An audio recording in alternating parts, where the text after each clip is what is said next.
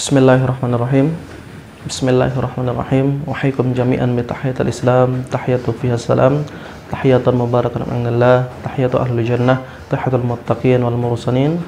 Assalamualaikum warahmatullahi wabarakatuh. Alhamdulillahirabbil alamin. Allahumma shalli ala nabiyina Muhammadin wa ala alihi wa sahbihi ajma'in. Qala ta'ala fil Qur'anil Karim, a'udzu billahi minasyaitonir rajim. Innal ladzina qalu rabbuna Allah tsumma istaqamu tatanazzalu 'alaihimul malaikah alla takhafu wa la tahzanu wa abshiru bil jannati allati kuntum tu'adun. Nahnu awliya'ukum fil hayatid dunya wa fil akhirah ila akhir ayat. Amma ba'du. Teman-teman sekalian yang dirahmati oleh Allah Ta'ala, alhamdulillah di hari ini Allah pertemukan kita kembali di majelis barakah, majelis yang penuh rahmat, majelis yang meniti jalan menuju orang-orang istiqamah, orang yang tetap teguh pendiriannya, meniti jalan menuju keridhaan Rabb-Nya. Teman-teman sekalian yang dirahmati oleh Allah Ta'ala, kenapa istiqamah itu sesuatu yang hal yang spesial, sesuatu yang sangat luar biasa dalam Islam, dan mendapatkan porsi yang cukup besar dengan pembahasan yang cukup mendalam mengenai bab istiqamah ini. Ya, istiqamah kalau kita ketahui secara literal, secara artinya, bahwa istiqamah artinya seseorang yang tetap beribadah baik dalam keadaan susah atau senang, lapang ataupun sempit.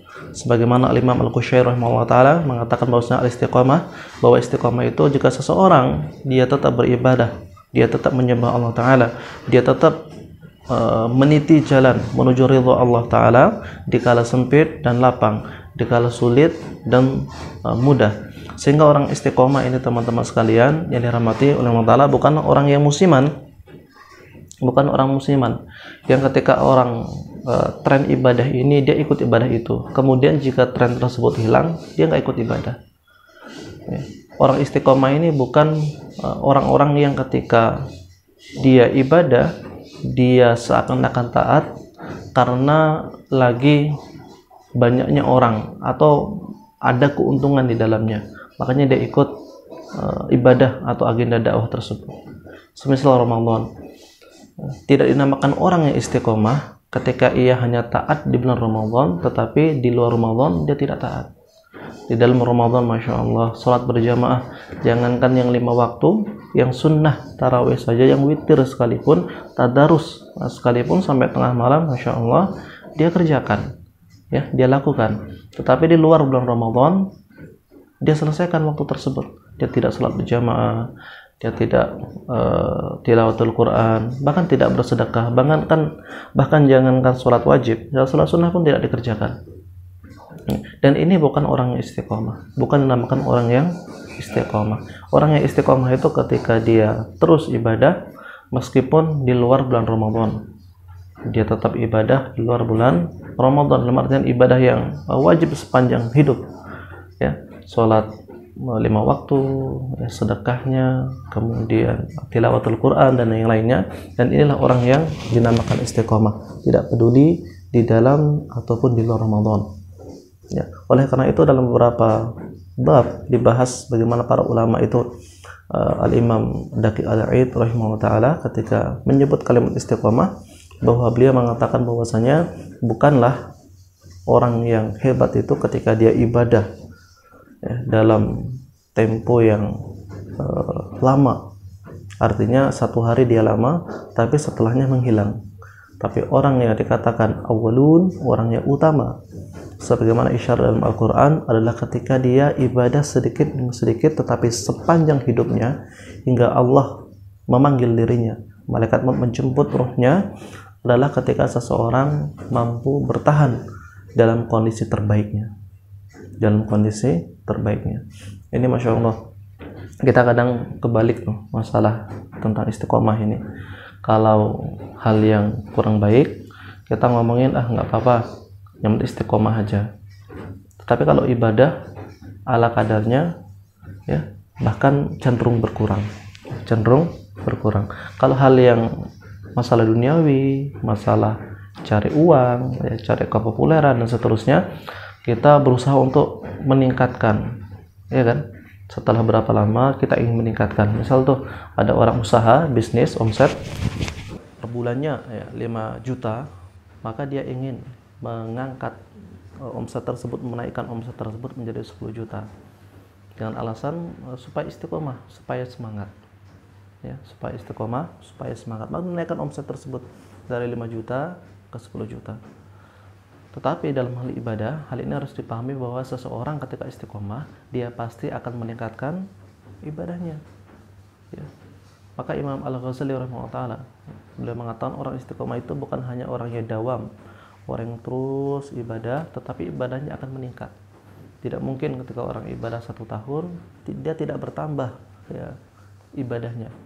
Misalnya ketika setahun dia ibadah salat wajib, istiqomah, dia akan bertambah secara otomatis.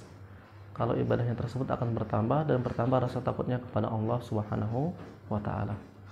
Dan ini baru orang yang bisa dinamakan istiqomah, yaitu ketika dia mampu ya, dia bisa mendawamkan ibadahnya sembari meningkatkan ibadahnya sedikit demi sedikit.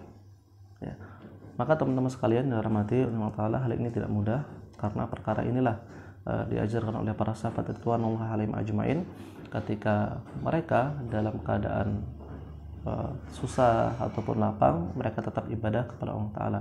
Dari mana didapat bensin kekuatan ini adalah bagaimana memaksakan diri, bagaimana kondisi kita memaksakan diri kita supaya ibadah itu memang harus dipaksakan di awal-awalnya. Memang harus ada cambuk pribadi untuk diri kita, sehingga orang muslim itu memiliki gerbang pertama menuju istiqomah ya. Maka teman-teman sekalian yang dirahmati Allah Ta'ala, antum itu kita semua nggak bisa ibadah dengan baik, istiqomah dengan baik, kecuali yang pertama dan paling utama adalah memaksakan diri kita, memaksakan ikhlas, memaksakan untuk terus berangkat ya dalam menunaikan kewajiban kita kepada Rabb kita, terus memaksakan diri kita untuk ikhlas, untuk ridho ya, untuk berkembang dan seterusnya. Memaksa diri kita merupakan pintu yang penting seseorang menuju ke istiqomahan ya, istiqomah kepada jalannya ridhonya Allah Subhanahu wa taala ya. Al istiqomatu haqiqatul iman. Istiqomah itu adalah hakikat daripada keimanan ya, karena seseorang ya, misalnya karena suatu hal, maka bisa jadi dia mundur dari keimanannya ya, dari keimanannya. Ketika orang banyak beriman, kemudian dia ikut beriman, tetapi ketika orang banyak kafir, dia memutuskan ikut kafir, maka itu bukanlah hakikat keimanan, bukanlah hakikat istiqomah yang benar. Dan ini perkara yang tidak mudah, karena istiqomah itu hal yang paling sulit ya, setelah bab ikhlas.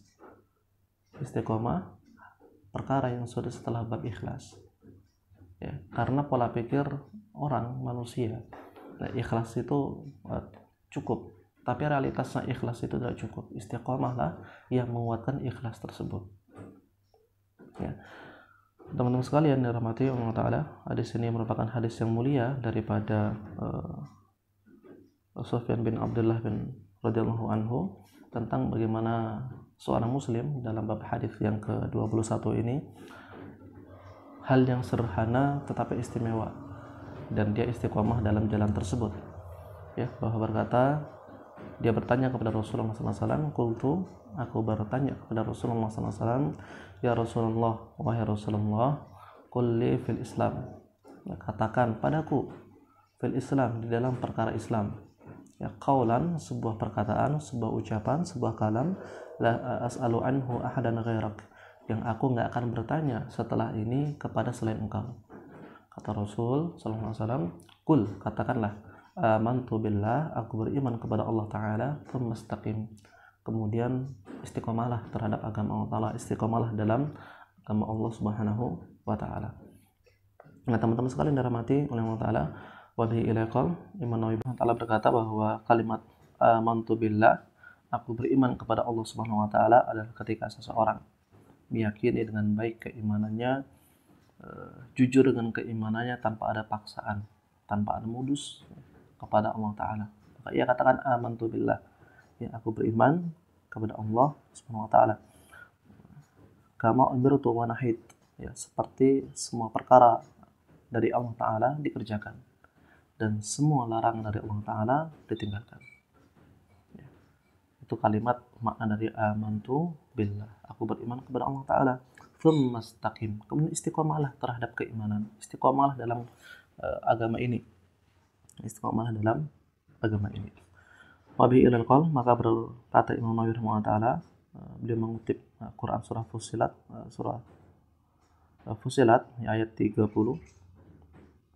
bahwa Allah taala berfirman, a'udzubillahi minasyaitonir rajim, innal ladzina qalu rabbunallah, sesungguhnya orang yang berkata Tuhan kami, ya, sandaran kami, tempat meminta kami adalah Allah taala, ya. Kenapa?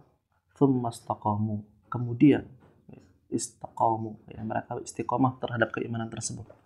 Artinya tawabit, ya, dia kuat, ya, dia sabit, dia subut terhadap keimanannya. Dia memperjuangkan keimanan dengan baik. Ya, tatanazzalu alaihimul malaika, Allah akan turunkan alaihim, kepada mereka. Siapa? Itu orang yang senantiasa tetap bangga dengan keimanan, tetap bangga dengan keislaman. Apa yang diturunkan? Al-malaika, malaikat-malaikat. Kalimat ini menarik. Yang pertama yang menarik yaitu Rabbunallah, Tuhan kami adalah Allah Subhanahu wa taala. Nah, berkata Imam Baihaqi rahimahullah taala, kalimat Rabbunallah adalah kalimat kebanggaan. Kalimat kebanggaan seorang muslim. Sebagaimana Abu Bakar As-Siddiq radhiyallahu taala anhu, ketika beliau mengikrarkan di hadapan orang-orang kafir musyrik Makkah keislaman beliau, bahwa Tuhanku bukan Lata, bukan Manat, bukan Hubal, bukan Uzza, tapi Tuhanku adalah Allah, satu yang maha gagah, yang maha segalanya. Ya. Kebanggaan terhadap Islam ini dimunculkan oleh Abu Bakar As-Siddiq, sahabat Nabi yang mulia setelah Rasulullah SAW. Dan inilah seorang muslim, dia harus bangga dengan dirinya, bangga dengan keislamannya, dia harus bangga dengan keislamannya sebelum membanggakan apapun dalam dirinya. Dia bangga dengan muslim sebelum dia bangga sebagai orang Jawa, orang Madura, orang Banjar, orang Kutai. Dia meletakkan kebanggaan Islam di atas kebanggaan kesukuan. Dia meletakkan kebanggaan terhadap Islam di atas kebanggaan sebagai penduduk NKRI. Dia meletakkan kebanggaan Islam terhadap jabatan yang dimiliki, kekuasaan yang punyai, dan seterusnya. Karena Masya Allah, di tengah umat, ya, kebanggaan terhadap Islam dan kaum muslimin itu sudah mulai pudar, sehingga banyak di antara kaum muslimin yang kurang bangga, ya, kurang bangga dengan agamanya, sehingga malu disebut muslim, ya, sehingga malu disebut muslim. Padahal Masya Allah, generasi terbaik kita adalah generasi yang sangat bangga terhadap agamanya.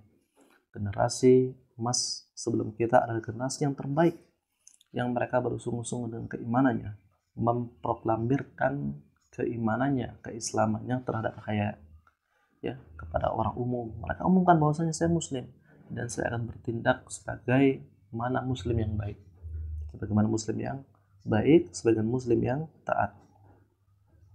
Dan ini kebanggaan ini kalau tidak kita munculkan, maka seseorang akan bangga dengan apa yang tidak, ya, mendapatkan keridhaan Allah Subhanahu wa taala. Yang membanggakan misalnya sukunya, ya. Karena membanggakan sukunya, maka Allah jadikan ia berpecah belah dengan suku yang lain. Ia ribut, ya, tawuran, baku hantam, cuman masalah sepele dari kesukuan. Dia akan meletakkan adat istiadat itu meskipun melanggar syariat, ya, di atas keislaman, di atas din, di atas agama ini. Maka kebanggaan terhadap Islam itu harus dimunculkan. Ya, orang-orang anak muda kebanyakan mereka bangga misalnya disebut wibu, waifu, kemudian kiblat ke Korea Selatan dan seterusnya, K-pop, ya, sehingga mereka kesadaran diri dengan keimanan, kebanggaan terhadap Islam itu lama-kelamaan pudar.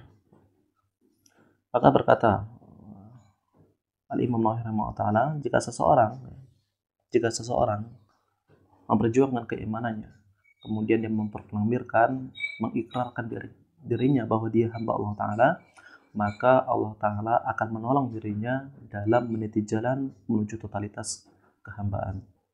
Ya, seseorang yang memproklamirkan dirinya muslim, bangga terhadap keislamannya, maka Allah akan tolong menuju jalan keridhaan untuk menjadi hambanya yang hakiki. Ya, hamba Allah, bukan hamba dunia, bukan hamba K-pop, bukan hamba ini dan seterusnya. Kemudian setelah dia istiqomah, Allah Ta'ala mengatakan tatanazzal artinya turun secara bergantian. Siapa yang turun secara bergantian? Al-malaikah, para malaikat. Para malaikat akan turun secara bergantian kepada orang beriman yang istiqomah, yang bangga dengan keimanannya. Apa tugasnya? Tugasnya itu menjadi bodyguard kepada orang-orang beriman, menjadi orang yang pembisik, ya, orang yang teman curhat, ya, orang yang membisikkan supaya tenang, supaya jangan gelisah, jangan takut dan seterusnya. Ya, kita kalau memiliki bodyguard 2-3 orang itu merasa aman. Ya, perumahan kalau punya satpam, security, bahkan pengawal rumah, ya, pengawal di depan pintu rumah, itu merasa tenang, merasa aman dari pencuri. Ya, meskipun satpam security bisa ngantuk, satpam security bisa galau, bisa meng-meng kalau orang bilang error. Ya. Tapi kita merasa tenang. Tapi orang tersebut merasa tenang kenapa?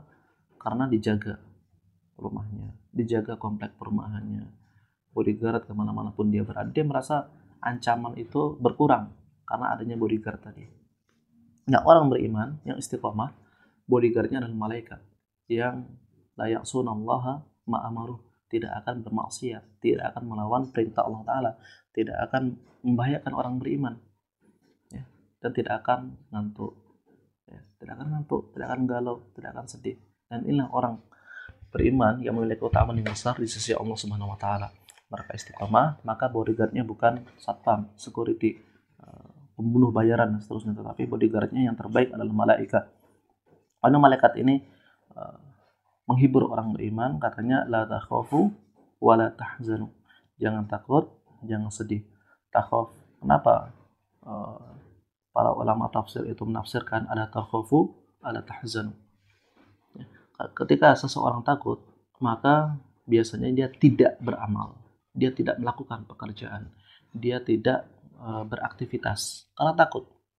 Misal tuh seseorang di kondisi perang, dia takut keluar rumah karena khawatir ketika dia keluar rumah akan kena peluru nyasar, ya, dipalak, kemudian dibunuh dan seterusnya.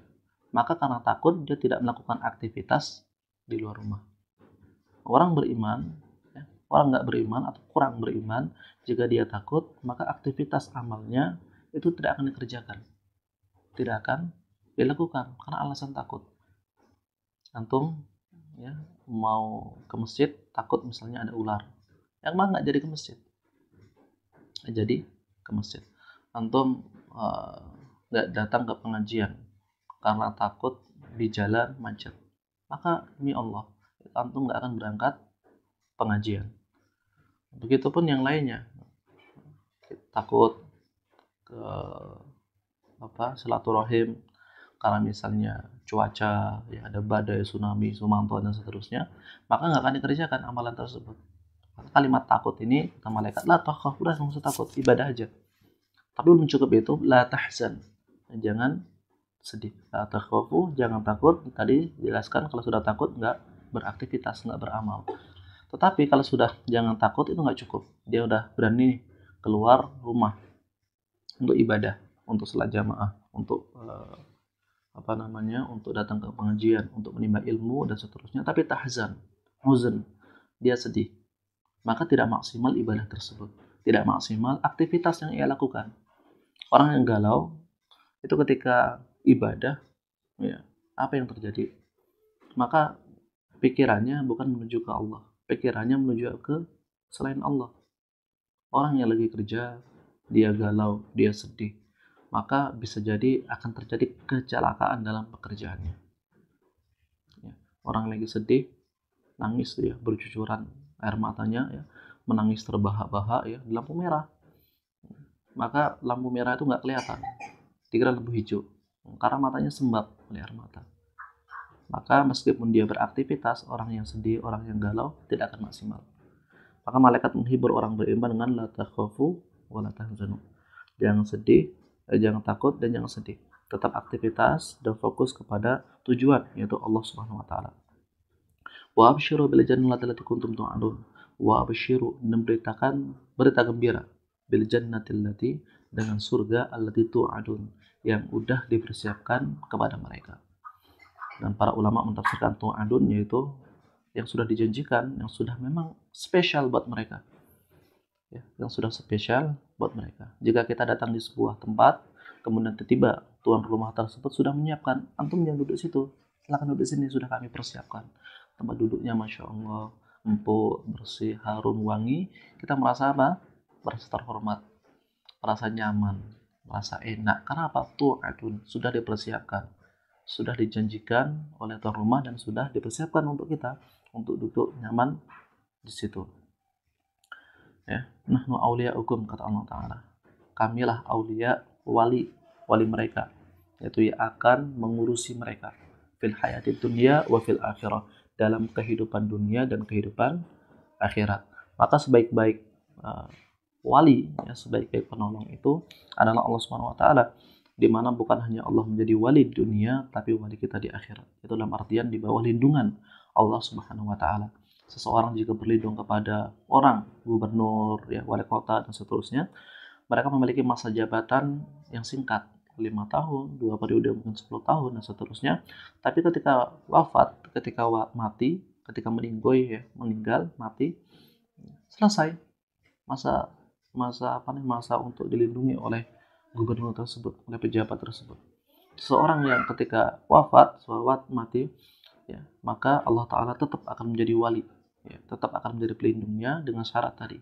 Dia bangga, istiqomah dengan keimanannya, memproklamirkan keislamannya, ya, tidak nervous, ya, tidak malu terhadap keimanannya, sehingga Allah Ta'ala akan memberikan hal-hal spesial kepada dirinya.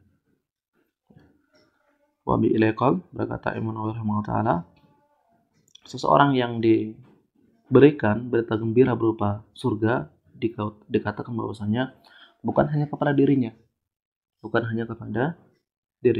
akan tetapi kepada auladahum, tapi kepada anak-anaknya, bahkan kepada orang-orang tua yang mereka beriman, karena keistiqomahan keturunan, salah satu dari keturunannya istiqomah, maka Allah berikan hal yang spesial. Bukan hanya dirinya, tapi orang-orang yang cintai di sekitar dia. Masya Allah, ini merupakan sifat Rahman Rahimnya Allah Ta'ala.